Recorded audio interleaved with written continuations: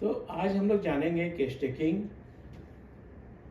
कैसे लेना चाहिए, क्यों लिया जाता है, हमें केस टेकिंग के समय क्या देखना है। तो हमें ज़्यादा से ज़्यादा दवाइयों का लक्षण या दवाइयों का लक्षण हम रोगी के अंदर पहचानने की प्रक्रिया को ही केस टेकिंग करते हैं। केस टेकिंग ऐसा होना चाहिए जो कि हमें दवाई का चित्रण पूरा दिखे, खूब सारे दवाइयों का चित्रण ना दिखे, एक या दो दवाइयों का ही जैसे दिखे। इसके लिए हमें कैसे क्या ध्यान देना है, देखो। सही prescription, correct prescribing in the art of carefully fitting pathogenic and clinical symptoms, and as such a present requires special awareness in grasping the essential points, symptom measures, great literacy, mastering the working of knowledge of large materia medica, or most skillful use many books of reference। Case taking के समय बहुत कठिन परिश्रम की दरकार पड़ती है क्योंकि हमें दवाइयाँ खोजना पड़ता है उनके लिए।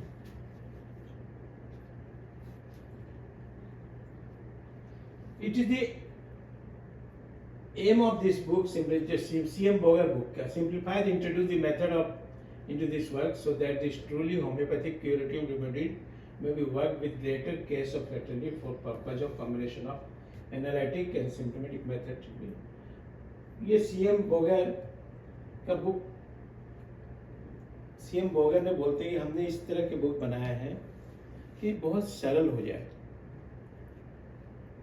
दवाई देने में, पहचानने में, करने में, इसलिए सारे संयोजक बने हैं।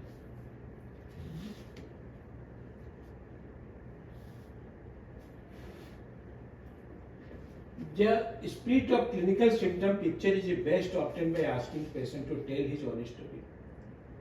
तो पहले क्या बोलना, पेशेंट अगर आता है जैसे एक ही लक्षण ध्यान रखना, asking the patient to tell his own story.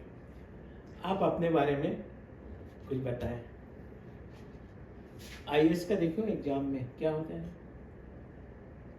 पहले जो भी आएगा पहले आप अपने बारे में बताइए, पहला क्वेश्चन तो वही रहता है, आप अपने बारे में कुछ बताइए। देख लेना आईएएस का जितना भी इंटरव्यू है, इस तरह पेशेंट जैसे आया तो उससे बोले कि आप अपने बीमारी के बारे में बताइए, उसको इंटरप्ट नहीं करना है बिल्कुल। Asking the patient tell his own story, अपना स्टोरी बताए। उसके बाद क्या होना है, उसका सपोज सिर दर्द दे रहा है या कुछ दे रहा है तो उसके बाद पूछना कॉज एंड कॉज, कारण और कितने देर तक होता है, कैसे होता है। उसके बाद आ गया now seem to interfere, the modalities कम बेसी कब होता है, time, temperature, open air, posture, being alone, motion, sleep, eating and drinking, trust, pressure and discharges. ये सारे एक कंप्लेन के सबऑर्डिनेट है। एक कंप्लेन के, जो सिर दर्द हो रहा है तो सिर दर्द के बारे में पूछना है, मोडेलिटीज पूछना है, टाइम किस समय होता है, टेम्परेचर रहता है, ओपन एयर, पोस्चर किस साइड से होता है, being alone, motion, sleep, eating and drinking, touch, pressure, discharge. एक लक्षण के ये सारे सब लक्षण, चार कंप्लेन करेंगे तो चारों के सब लक्षण। प्रवीण ठीक से समझो, समझे कि नहीं। एक लक्षण लिए, सामने वाला बोला पेट दर्द, तो पेट दर्द कहाँ होता है, कैसे होता है, उसके 5-6 प्रक्रिया के ऊपर जाना पड़ेगा। स्टोमक पेन डायरेक्ट नहीं लिख देना है, सिर दर्द डायरेक्ट नहीं लिखना है, सिर दर्द के नीचे आपको 6-7 लेवल तक उसको जाना है। मोडेलिटीज देखना है, कम बेसी कब हो रहा है सिर दर्द, उसी तरह आपको किस समय में होता है, सोने से क्या होता है, लेटने से क्या होता है, सारे 6-7 कैटेगरीज के अंदर जाना है। एक कंप्लेंट पेशेंट बोल दिया तो वहां चुप नहीं बैठना है। समझ में आया तो तब जाके क्लियर पिक्चर आएगा। अदरवाइज अगर सिर दर्द हो रहा है, पेट दर्द हो रहा है, पैर में दर्द हो रहा है, ऐसे मत लिखते जाना। पैर दर्द हो रहा है तो कब हो रहा है, कैसे हो रहा है, क्यों हो रहा है, कैसे कम हो रहा है, कैसे बेसी हो रहा है, ईच कंप्लेन के 6-7 स्टेज में उसको बांटोगे। प्रवीण समझ में आया तो तब जाके तुम लोग का केसेस बहुत बढ़िया होगा।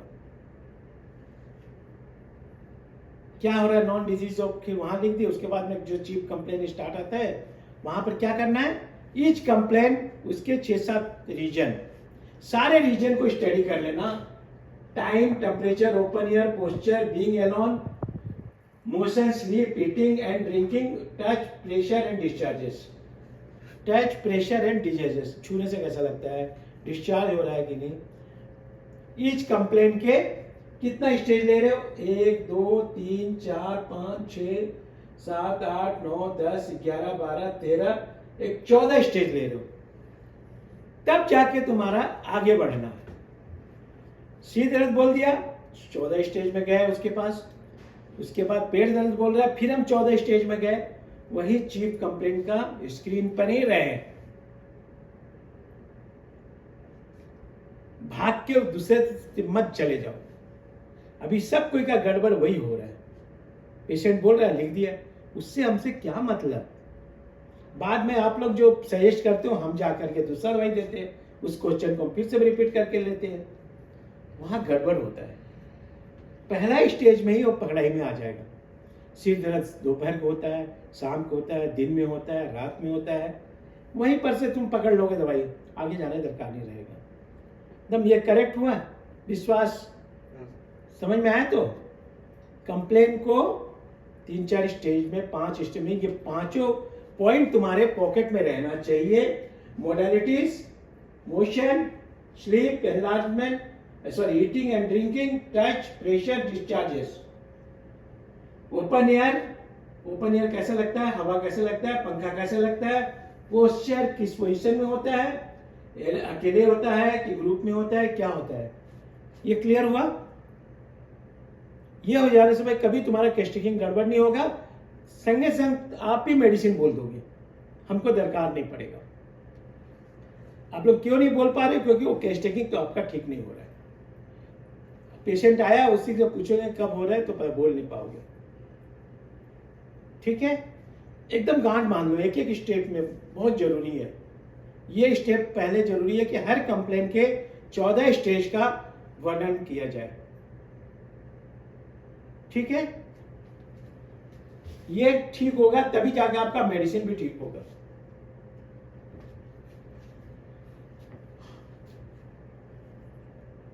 पहले बोल दिए, asking patient of tell his own story.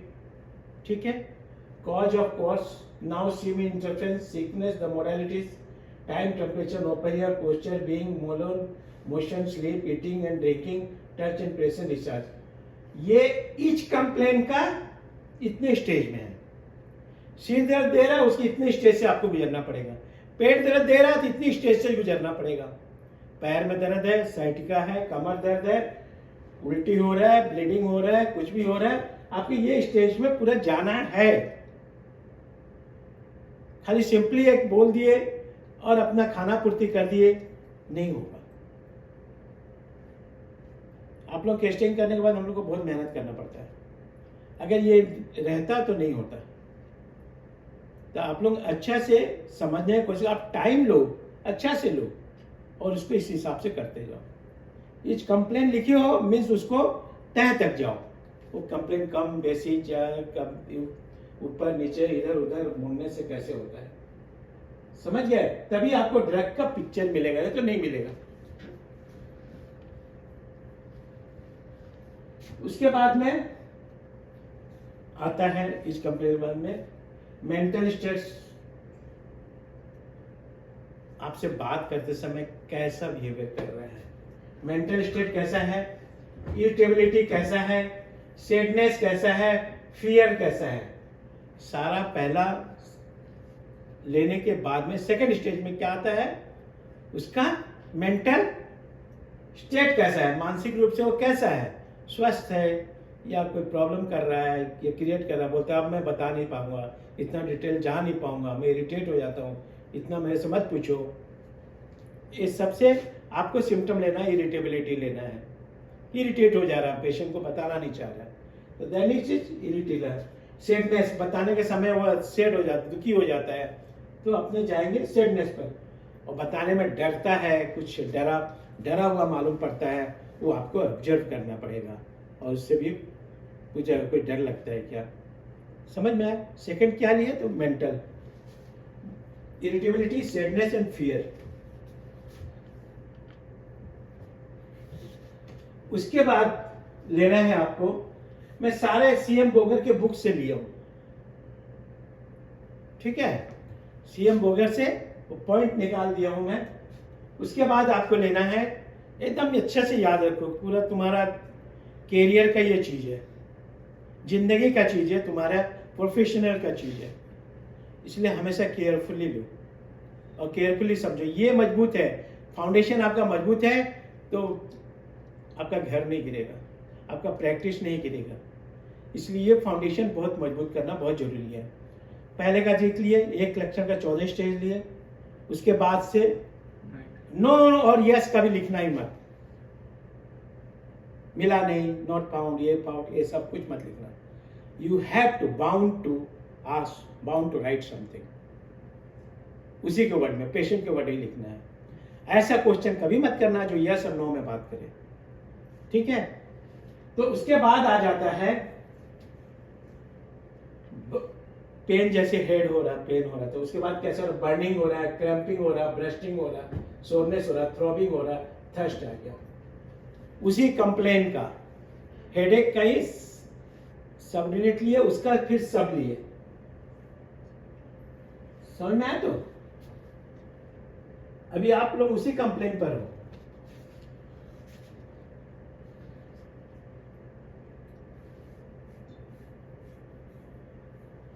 उसके बाद entire objective aspect of expression of sickness, सारा जो बात कर रहा है, सारे का गिस्ट क्या निकला, फेशियल एक्सप्रेशन कैसा है, बिहेवियर कैसा है, नर्वस एक्टिविटी, टोरपर कैसा है, बदमाशी टाइप का टोरपर, छटपटाहट, स्टेट ऑफ द सिक्रेशन कैसा है, एबनॉर्मल कलरिंग हुआ, कौन सा कलर पहन के आया है, वो साधारण है, कलरफुल है, ये भी बहुत मीनिंग रखता है। कोई जानवर का चिन्ह है किसी के कपड़े पर, कहीं पर रेड कलर है, ये भी आपको मेंशन करना है। उसके बाद में आपको आना पार्ट अफेक्टेड, कौन सा पार्ट अफेक्ट, लेफ्ट है, राइट है, क्या है। उसके बाद में आएगा डिफरेंशियल फैक्टर में भी बिलोंग टू एनी रूब्रिक व्हाटसएवर, आपको उसमें से मालूम पड़ रहा है कि रूब्रिक दिख रहा है कोई, तो आप वहां पर रूब्रिक मेंशन कर सकते हो। उसके बाद आता है मोडालिटीज,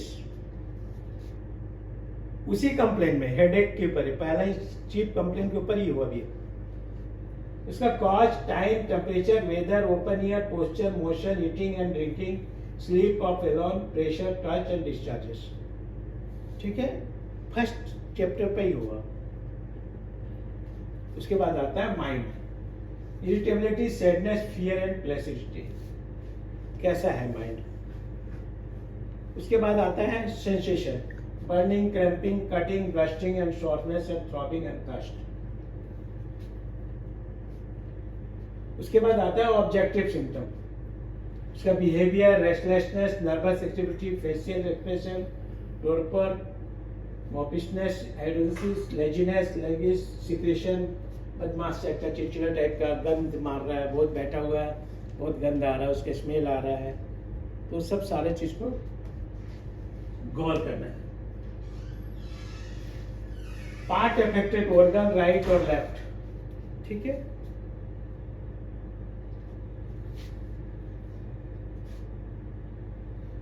जनरल एक्सप्रेशन और genesis of these geometry thereby help to prescribe correct pitch bearings. The scope is contention must enlarge and breaking the most nearly related remedies. Some of the more important symptoms the issues will help to making the. कभी कभी क्या होता है, हम लोग जैसे ले रहे हैं तो बयान नहीं करते, हम लोग उसकी बयान, जैसे कि वो पल्स ढीला पेशेंट लगता है, तो write down this pulse patient, next उनका एक्सप्रेशन जो आ रहा है। When what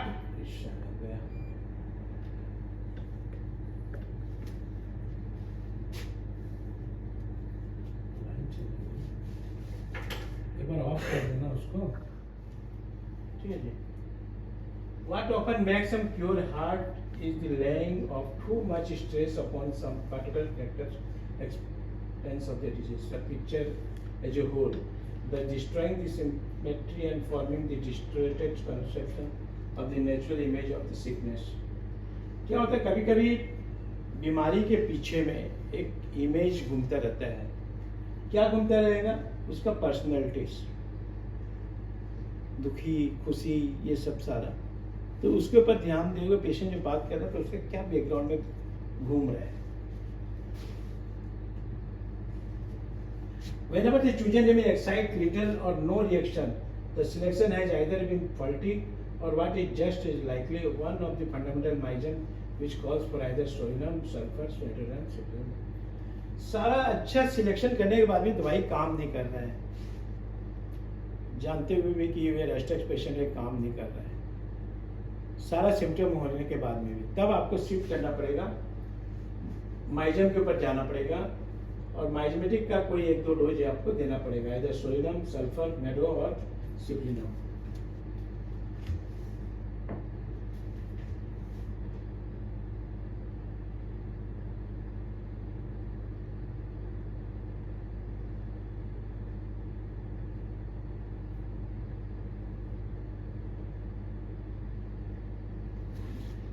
The new 5th edition of the synaptic key herewith submitted to all present work only changes of prover for be coordinating and assembling the significant feature of seemingly dissociated symptom group have been made upon. This depends almost wholly final choice of the siblinum. There should be reflect speaking image as if were of the correctly indicated remedy. To this end, rubrics may be private files have been freely drawn upon. The symptom features many remedies have been clarified in order to increase their usefulness, especially in the prescription deficiency of the reportee is only intended to contain features. ये 5th addition of synaptic की के बारे में बताया हुआ है. उन्होंने बहुत बढ़िया से रिपोर्टरी को बनाया है.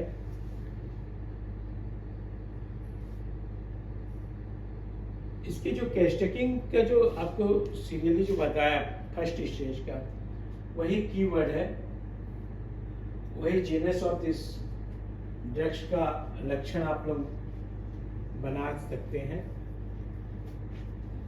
ठीक है सर, थैंक यू. और इसको इजी वे में हम और एक समझा रहे हैं.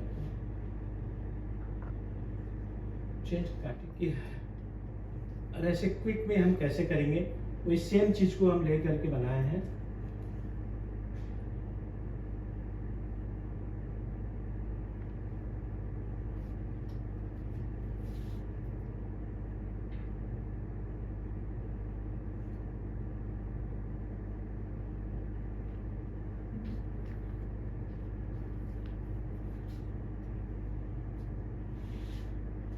इसी को हमने सिंप्लीफाई किया है ओनली.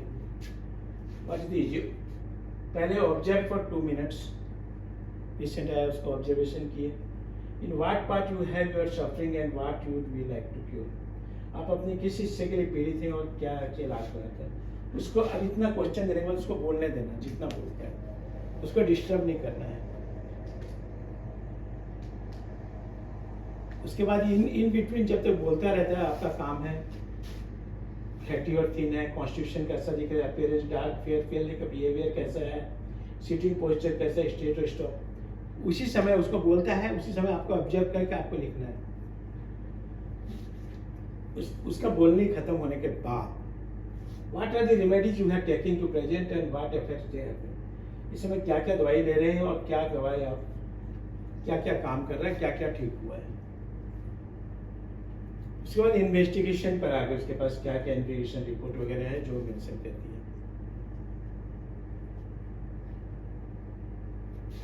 उसके बाद में और भी आपका हिस्ट्री के बारे में जो बचा हुआ, asking patient to tell his own history. उसके बाद एग्रावेशन एंड एमिलेशन. कब एग्रावेशन होता है, कब एमिलेशन होता है.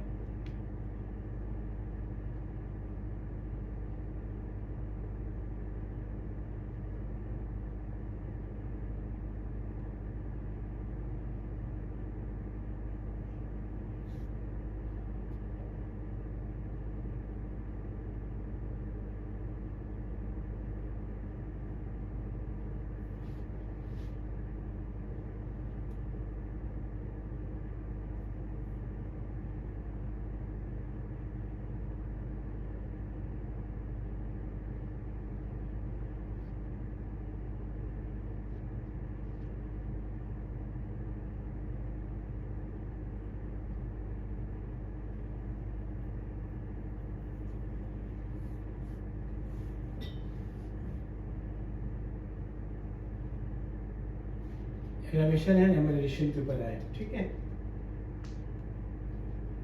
उसके बाद आते हैं बीमारी का कारण क्या है, कॉज क्या है, वो जानने की कोशिश कर रहे हैं। Modalities time, temperature, open air, posture, being alone, motion, sleep, eating and drinking, touch. पहली बार जो कंप्लेन ली उसका हमेशा इसके साथ रहेगा। फिर इसके बाद में आएगा past history, family history, physical history. सारे कंप्लेन का एग्जामिनेशन, एग्जामिनेशन साइड, ये सब जानने के बाद में आपको इस पर जाना है। उसके बाद में प्राइमरी सेंसेशन और फिजिकल में चले जाओगे, burning, cramping, cutting, bursting, shortness, throbbing and.